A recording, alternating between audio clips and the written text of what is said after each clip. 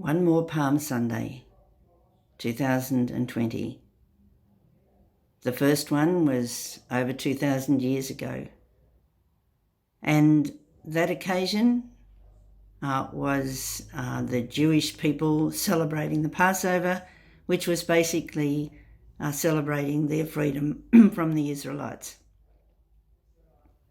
And on that occasion, Jesus comes into Jerusalem, feted by a very ordinary group of people.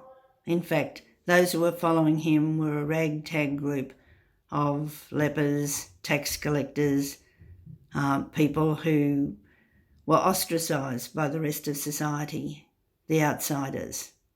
In today's world, this group would have included almost certainly refugees.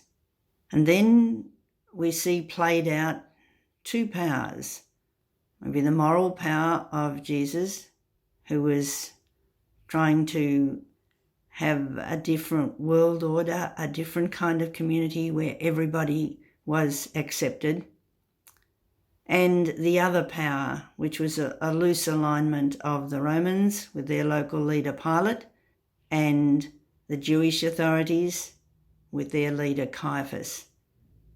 And together they controlled everything through the temple. We know what happens next. Jesus is arrested and put to death.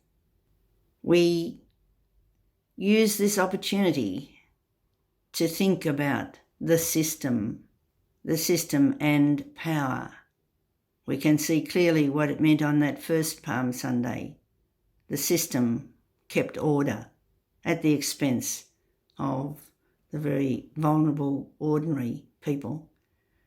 And so we ask that our system, with the various powers that control that system, be used in a kind, compassionate and inclusive way, and that will include all sorts of vulnerable people, including refugees. At this particular time of the fears around the coronavirus, we're experiencing a little bit of what it means to have our freedoms curtailed, of having insecurity in terms of what happens next.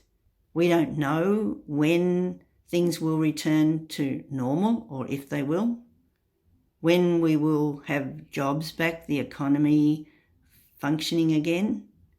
Refugees live with uncertainty for years, and they live without freedom in many cases for years. They experience things that we are only getting a glimpse of right now.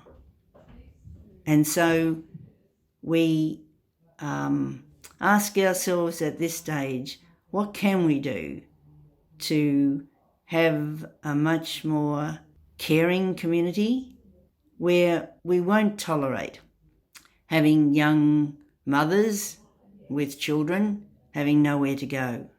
And that's happening at the moment. People having no money for rent or food or the basic necessities. And we remember that it's in times like these that we will look back and know what values actually held us together as a community.